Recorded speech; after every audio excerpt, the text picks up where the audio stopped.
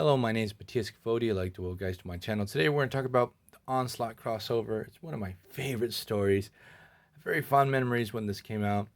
I really love the build up to the story that we're going to get into in a little bit. And we're going to cover two tie-ins that I came across when I was ordering my collection. First, we're going to cover Uncanny X-Men 335. And after that, we're going to cover Fantastic Four issue 415, both having fantastic artists. In the X-Men issue, we have Joe Madureira. His artist, I just really love it. And especially his work with X-Men.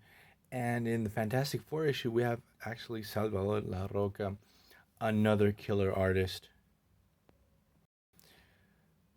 So by this point of the story, Onslaught has already made himself known.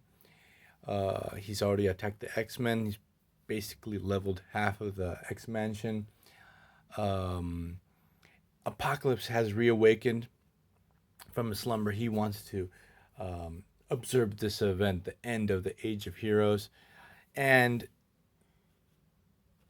the design for Apocalypse by Joe Madureira is just fantastic. I just really love it. We actually have Apocalypse hanging out with the Watcher to observe these events. So what happens?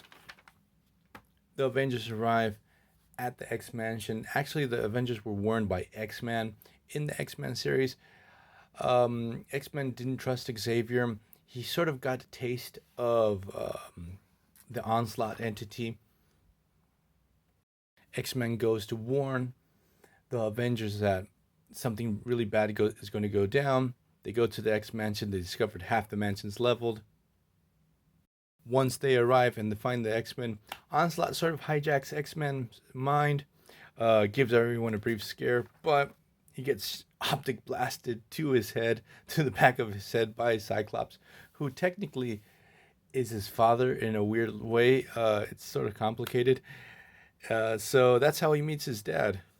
X-Men obviously is from the Age of Apocalypse, but in that reality, Xavier, listen to me, Mr. Sinister used Cyclops' genetic material and Jean Grey's to create X-Men, Nate Grey. So, also during this era, oh man, it's always painful to see Caveman Wolverine during this time. Like Wolverine was de-evolving, and he had his bone claws, and he sometimes was drawn with no nose for some reason. So every time I see this particular incarnation of the character, I just really hated it. I remember back then, and still now, like I got rid of most of the issues that had from the Wolverine series, so that he was like in this caveman phase. We have Moira McTaggart and Excalibur talking about the Xavier protocols. Xavier, to everyone's surprise, had actually made protocols for every mutant that if they went rogue, how to take them down. Even if he went crazy, how they could take him down. We have Beast sort of sulking because he went into the past to stop whatever character was going to betray the X-Men and screw up his future.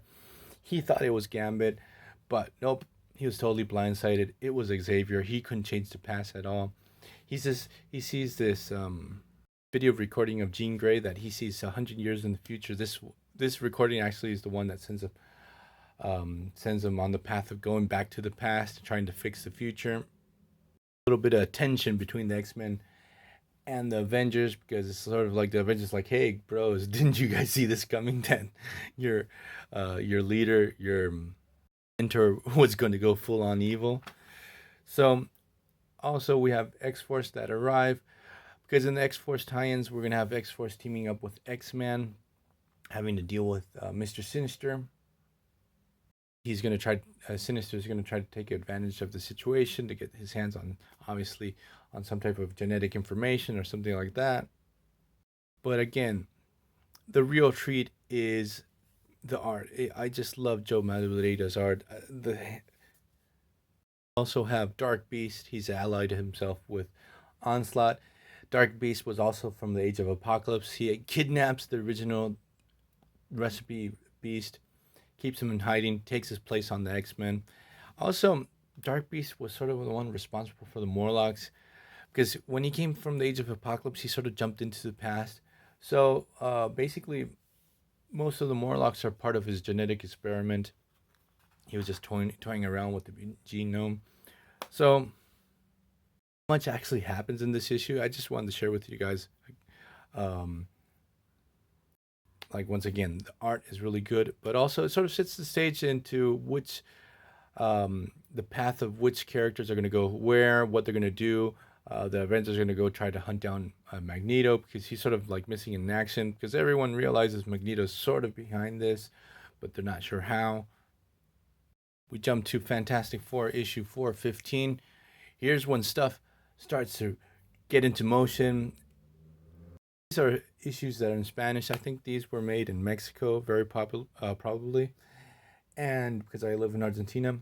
And the assholes actually put on the cover that this is an Avengers issue. So the thing is, Charles Xavier, well, actually Onslaught, creates this other persona called Charles, who's actually tried to become friends with Franklin Richards. Onslaught wants to capture Franklin. Obviously, he wants to tap into his powers. Richards is an insanely powerful mutant. And again, in this case, Salvador La Roca, I just really love his art. He was just really killing it back then. For me, both of these artists that we're talking about are the best that the 90s had to offer. At least for me, the artistic styles were my favorites back then. So some members of the X-Men and the Avengers arrive at the Fantastic Four Tower. Reed and Sue Richards that the child is in danger, but they're sort of late. Xavier has arrived. He tells Mr. Fantastic, look, I have to put Franklin Richards under protection. He's in danger. He's a mutant. He has to be with his people of his kind. Mr. Fantastic and Sue just want none of this. It's like, hey, we can take care of him. Like, we dealt with Galactus. We know how to deal with super powerful threats.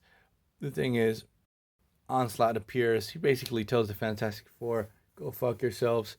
I'm going to take the kid if you like it or not. But what happens is Franklin is just nowhere to be found. He's hiding somewhere in the tower. No one knows where he is.